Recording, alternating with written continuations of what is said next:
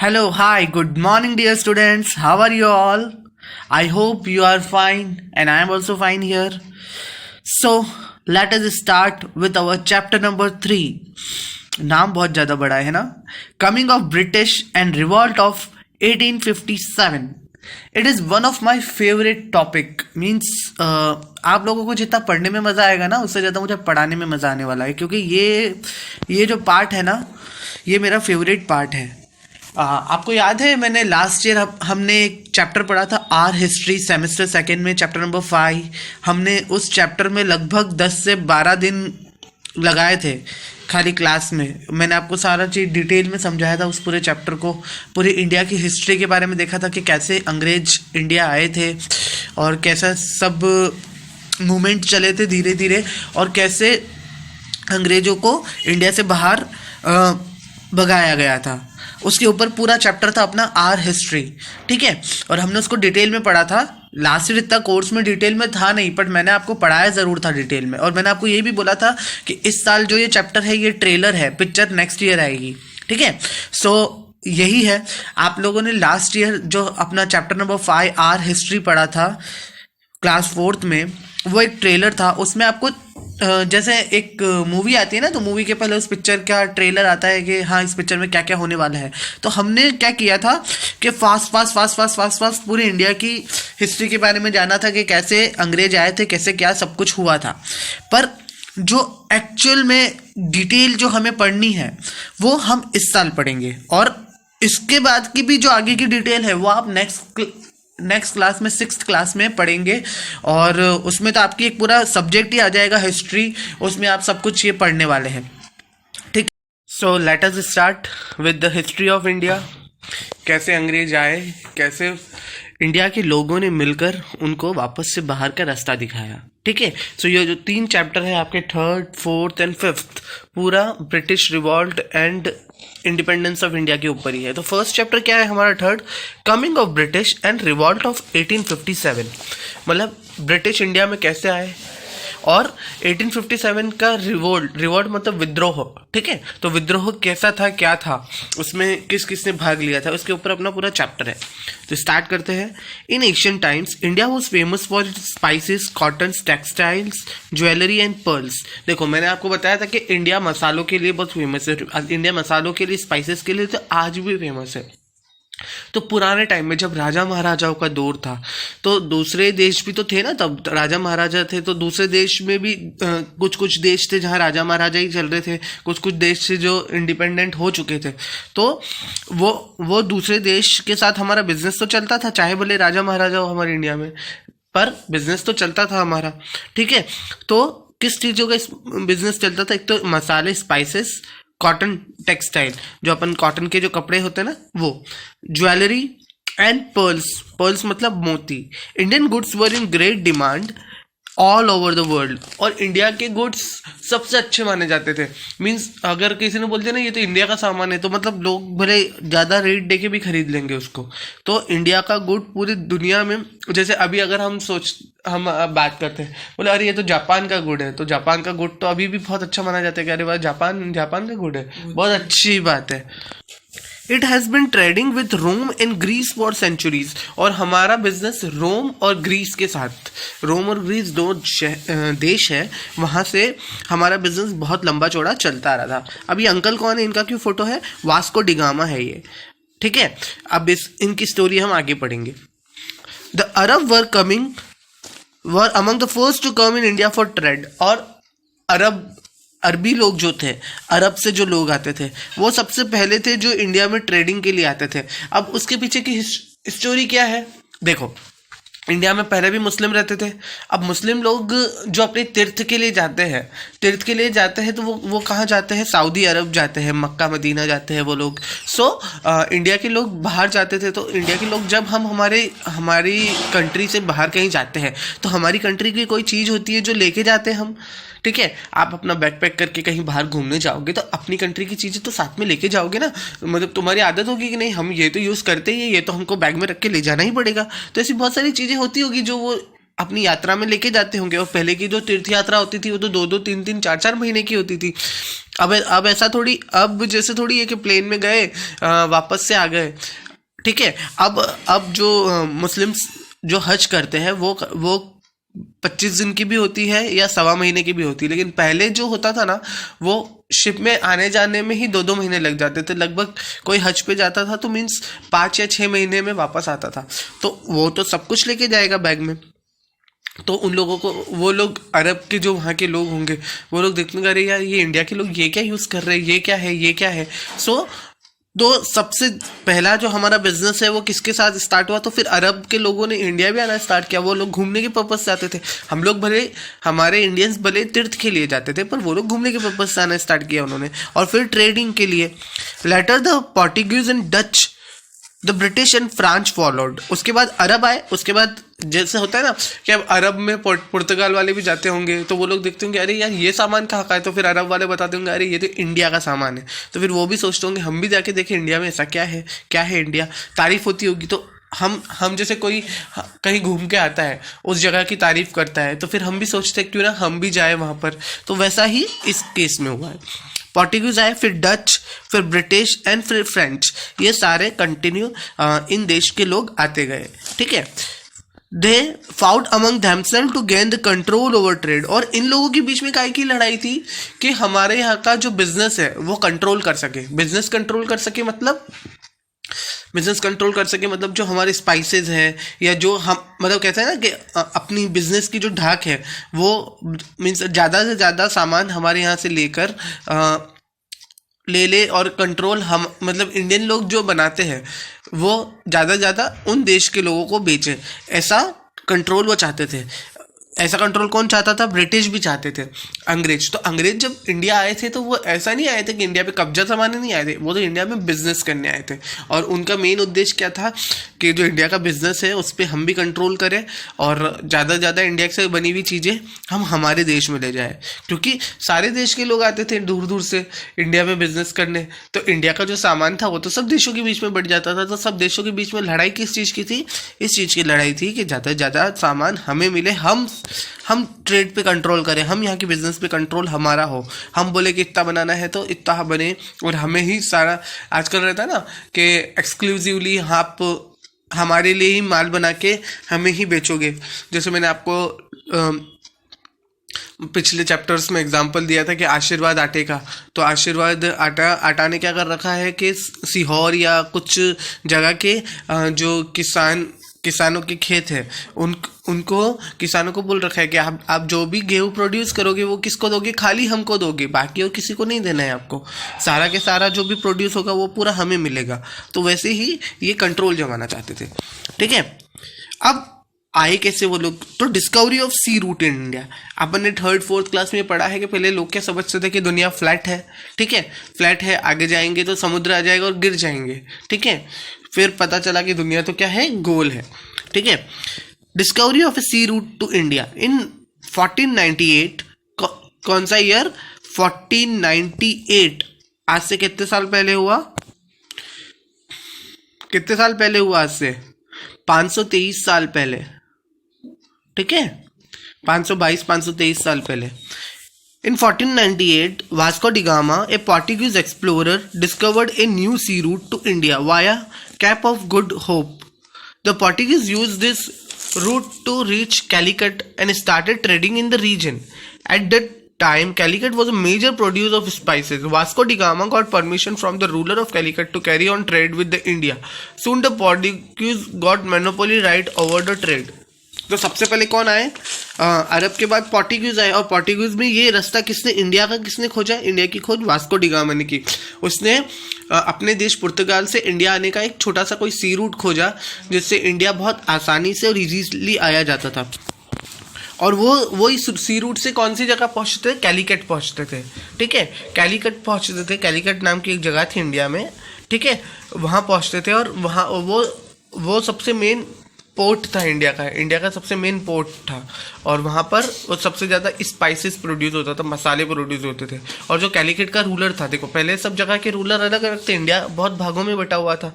तो जो कैलीकट का जो रूलर था अब कैलिकट के रूलर को तो अच्छा लगेगा ना कि उनके जहाँ जो सामान बन रहा है वो बाहर जाएगा, तो उसने परमिशन भी दे दी थी पोर्टुगीज को कि हाँ, हमारे यहाँ का जो भी स्पाइसेस है आप बाहर ले जा सकते हो और हम एक्सक्लूसिवली स्पाइसेस किसको बेचेंगे, आपको ही बेचेंगे।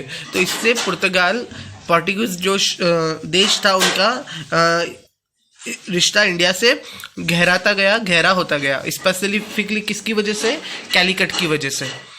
अब आता है east India company. East India company क्या है? ईस्ट इंडिया कंपनी अंग्रेजों की कंपनी है। अंग्रेज जब इंडिया आए ना तो उन्होंने एक कंपनी खोली, ईस्ट इंडिया कंपनी, और वो ईस्ट इंडिया कंपनी के थ्रू ही ट्रेड करते थे। ठीक है, ऐसा नहीं होता था कि कोई अंग्रेजों का राजा आया, अब बोले कि मैं अंग्रेजों का राजा हूँ, मैं यहाँ पे मतलब ट्रेडिंग करूंगा, ऐसा नहीं। अंग्रेजों ने कंपनी खोली, ईस्ट इंडिया कंपनी, और उसके थ्रू ट्रेड किया। After the industrial revolution and other European countries such as Holland, France and Britain also become interested in India because they need raw material, trade goods and new markets. देखो, industrial revolution मतलब के जैसे अभी हमारे यहाँ भी industrial revolution चल रहा है। इंडस्ट्रियल रिवॉल्यूशन कैसा चल रहा है?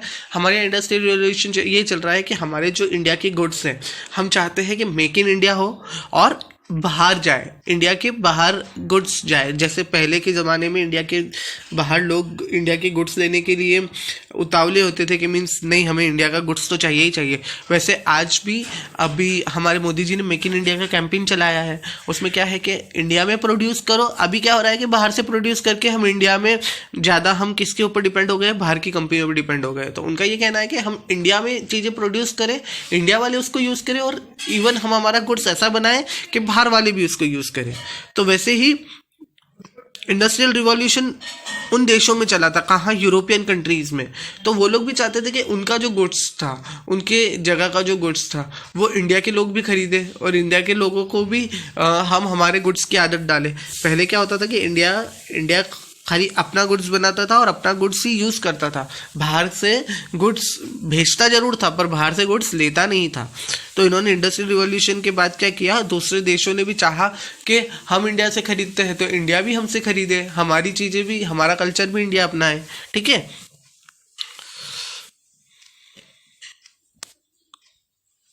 और इनको जो हॉलैंड, फ्रांस और ब्रिटेन था, इन लोगों को जो रॉ मटेरियल चाहिए था, कच्चा माल, ट्रेड के गुड्स चाहिए थे, ये लोगों ये चीज़ों के लिए तो इंडिया पे डिपेंड थे ही कि इंडिया से लेंगे हम और फिर हम हमारे देश में बनाएंगे। और न्यू मार्केट चाहिए थे। न्यू मार्केट मतलब फिर वो इंडिया में भी बेचना चाहते थे। A few British merchant form the east India company इन 1600।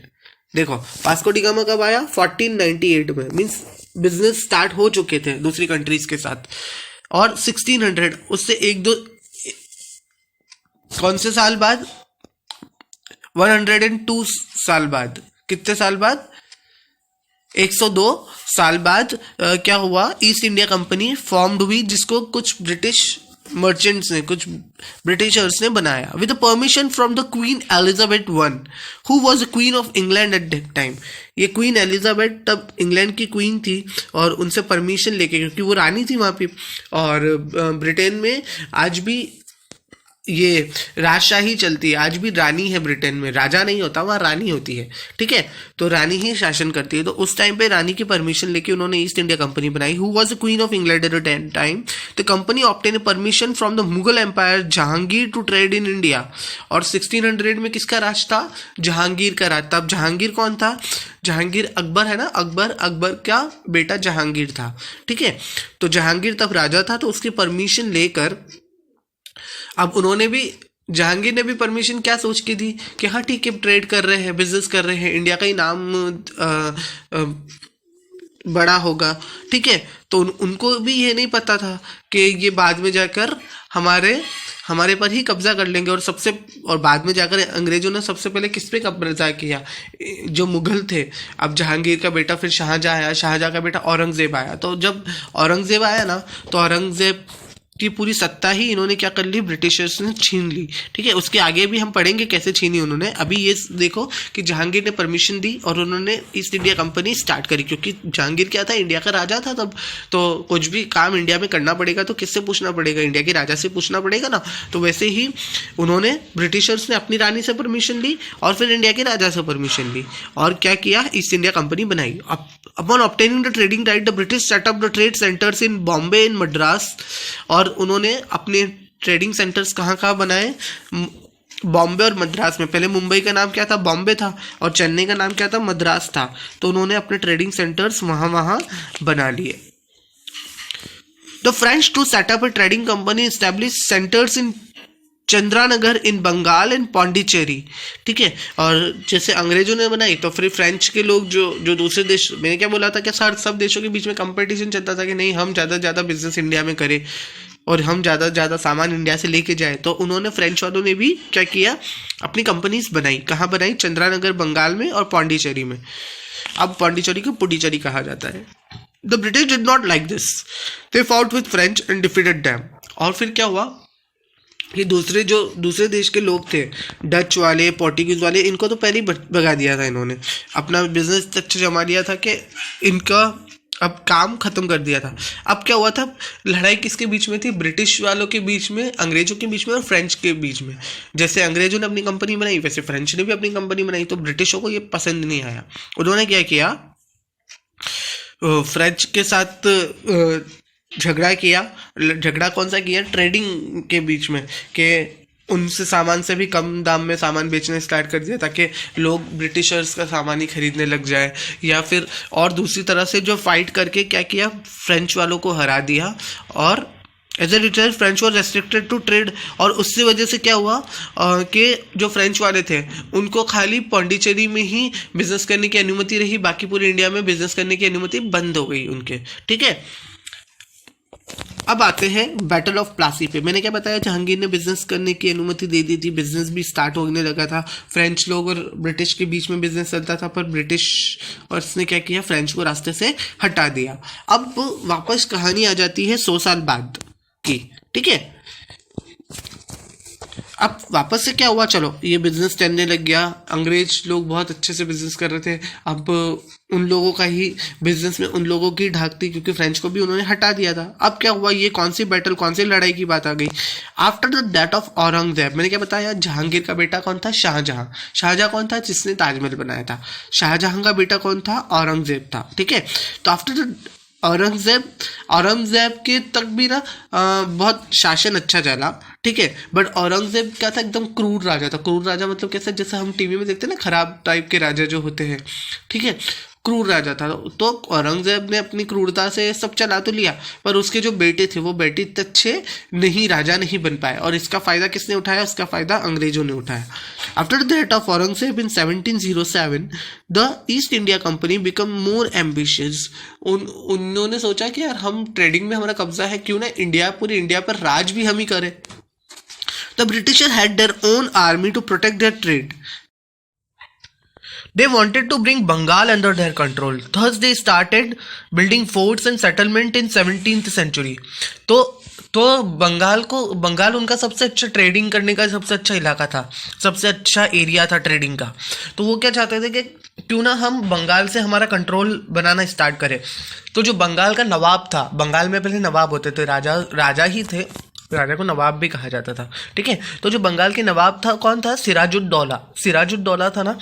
तो उसको ये बात कि ये लोग क्या कर रहे हैं, मतलब पहले तक तो खाली ट्रेड ही करते थे, अब तो इन्होंने क्या किया कि अपने लोगों के साथ सेटलमेंट करके अपना राज कायम करना स्टार्ट कर दिया। ठीक है, मतलब इनडायरेक्टली था तो वो राजा ही, पर क्या करने लग गया, उस राजा के खिलाफ ही विद्रोह स्टार्ट कर दिया उन्होंने, अंग्रेजों ने, और अपनी आर्मी और अपना सब कुछ बनाना स्टार्ट कर दिया। When Sirajuddaulah became the Nawab of Bengal, he ordered the British to remove their army and stop its construction. और फिर जब सिराजुद्दौला बंगाल का नवाब बना, ठीक है, तो ये जो इन्होंने अपनी आर्मी और अपना वर्चस्व जो बंगाल में कायम, अपना राज कायम करना स्टार्ट कर दिया था, ये सिराजुद्दौला के आने से पहले ही स्टार्ट कर दिया था। पर जब सिराजुद्दौला आया तो उसने क्या किया, उसने ब्रिटिशर्स को मना किया कि तुम मेरा राज है, मैं ही यहाँ पर जो फैसले हैं सारे मैं ही करूँगा, ठीक है। तो उन्होंने जो ब्रिटिश का कंट्रोल है, सिराजुद्दौला ने जो ब्रिटिश का कंट्रोल है वो ख़त्म करना चाहा। इससे क्या हुआ, ब्रिटिशर्स और उग्र हो गए।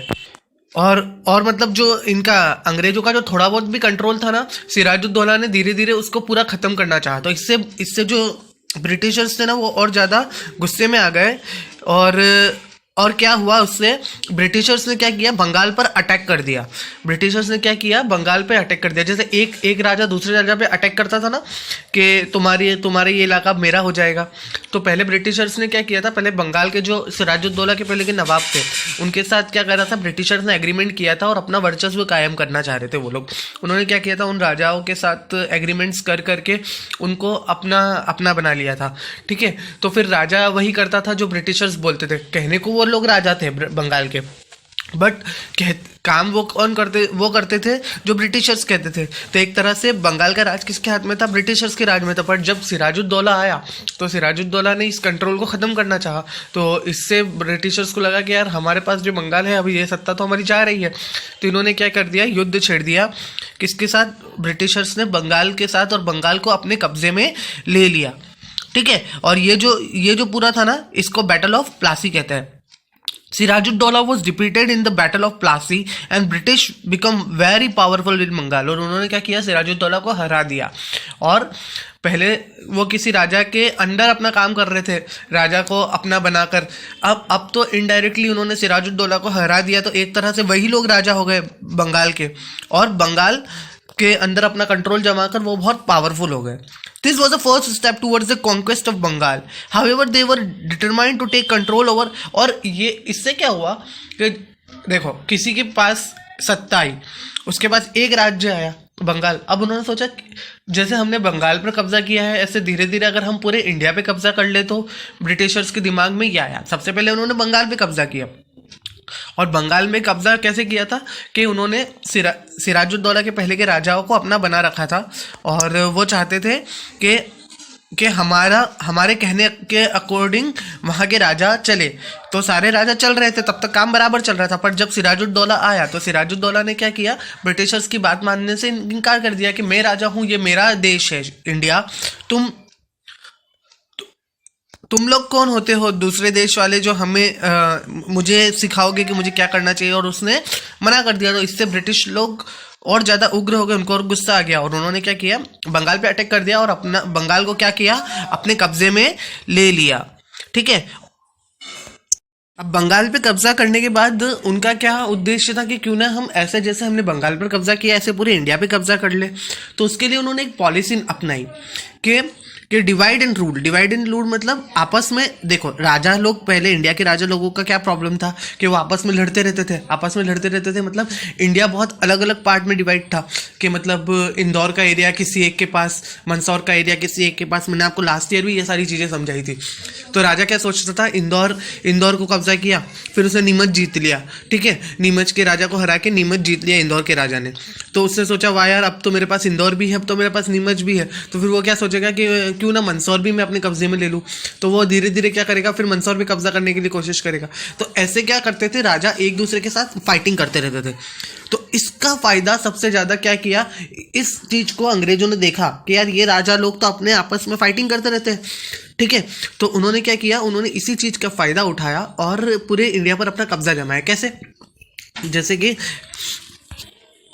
जो इंदौर का राजा था उससे एक अंग्रेज ने जाके फ्रेंडशिप करी कि हाँ मैं तो तुम्हारे साथ हूँ, तुम तो वो तो मंदसौर का जो राजा है वो तो बहुत छोटा मोटा राजा है, तुम तो वैसे ही उसको आराम से हरा सकते हो, तुम क्यों नहीं हराते उसको। ऐसा करके उसको भिड़ाया।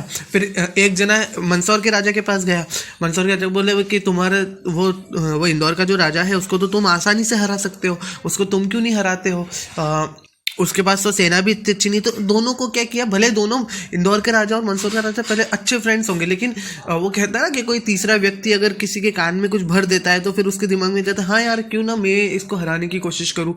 तो बस यही पॉलिसी ब्रिटिशर्स ने अपनाकर क्या किया, धीरे धीरे राजाओं के बीच में फूट डाल दी। और उन राजाओं के सामने वो कैसे बनते थे कि हम तो तुम्हारे बहुत अच्छे फ्रेंड्स हैं।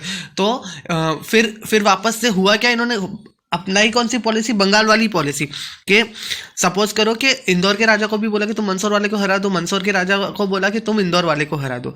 अब दोनों में से जीतेगा तो कोई एक, या तो मंदसौर वाला जीतेगा या इंदौर वाला जीतेगा। वो मंदसौर वाले के सामने भी फ्रेंड थे उनके, इंदौर वाले के भी सामने फ्रेंड थे, तो कोई भी जीते तो फायदा तो आखिरी में किसका था, ब्रिटिशर्स का था। जैसे सपोज करो कि इंदौर के राजा ने मंदसौर के राजा को हरा दिया, अब इंदौर के राजा के हाथ में मंदसौर भी आ गया, ठीक है। अब ये तो उनके फ्रेंड बन के रहते थे, तो फिर वो बोलते थे वाह चलो हमारे देखो हमारी वजह से तुम जीते हो, चलो हम तुम्हारा कंट्रोल, हम मंदसौर संभालने में तुम्हारी मदद करेंगे। तो मंदसौर संभालने में मदद क्या करेंगे, मंदसौर को जो संभालता, ये पूरा एग्जाम्पल दे रहा हूँ मैं इंदौर मंदसौर का आपको, है ना। तो जो मंदसौर पूरा संभालते थे वो लोग, तो मंदसौर में कुछ भी करना होगा तो ब्रिटिश लोग बोलते थे, फिर वो राजा बोलते हाँ यार ये तो मेरा दोस्त है, ये तो बहुत अच्छी बात बोल रहा है। तो वो एक तरह से राजा किसका कहना करने लग गए, ब्रिटिशर्स का कहना करने लगे। तो ऐसा फायदा उठा उठा कर भले राज दूसरे लोग कर रहे थे, पर दिमाग किसका चल रहा था, दिमाग ब्रिटिशर्स का ही चल रहा था। तो उन्होंने क्या किया, आपस में राजाओं को लड़ा के पूरे इंडिया पर अपना कंट्रोल जमा लिया। The kings and nawabs of small kingdom in India always fight among themselves, दो हमेशा लड़ते रहते थे। The British help one ruler against the other and gained power and wealth, वो एक रूलर को दूसरे के आपस में भिड़ाकर और उनके खेरख्वाह उनके दोस्त बन जाते थे, ठीक है। This policy was known as divide and rule. This policy help the British to capture various kingdom of Indian rulers. तो उन्होंने बहुत सारे इंडियन रूलर्स के सामने अपनी बहुत अच्छी दोस्ती, मतलब वो भले झूठ मूठ की दोस्ती थी, दोस्ती पेश करी और इनडायरेक्टली कब्जा उनका ही हो गया। भले वो राजा वो कहने को थे, लेकिन दिमाग किसका चलता था, ब्रिटिशर्स का, ठीक है।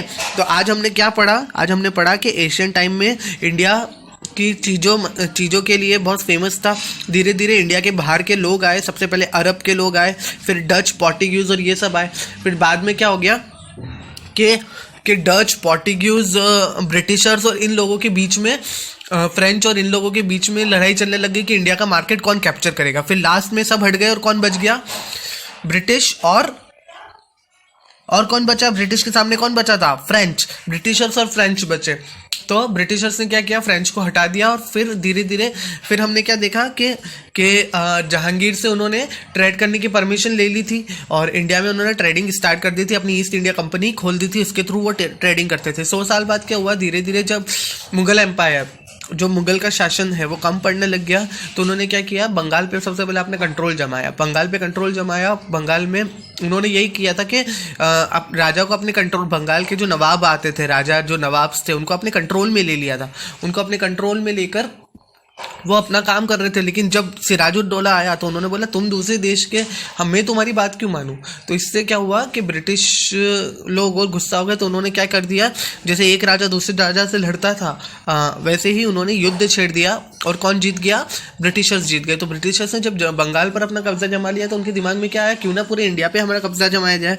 और पूरे इंडिया पर कब्जा जमाने के लिए उन्होंने क्या किया, डिवाइड एंड रूल की पॉलिसी करी। और इसी डिवाइड एंड रूल्स के साथ धीरे धीरे क्या किया, उन्होंने पूरे इंडिया पर अपना कब्जा जमा लिया। अब आगे जाके पूरे इंडिया पर अपना कब्जा कैसे जमाया ये हम नेक्स्ट लेक्चर में पढ़ेंगे, क्योंकि नहीं तो फिर ये आज के लिए बहुत ज़्यादा हो जाएगा, ठीक है। तो टिल नाउ आपको चैप्टर समझ में आया होगा। Okay, goodbye, take care, have a great day.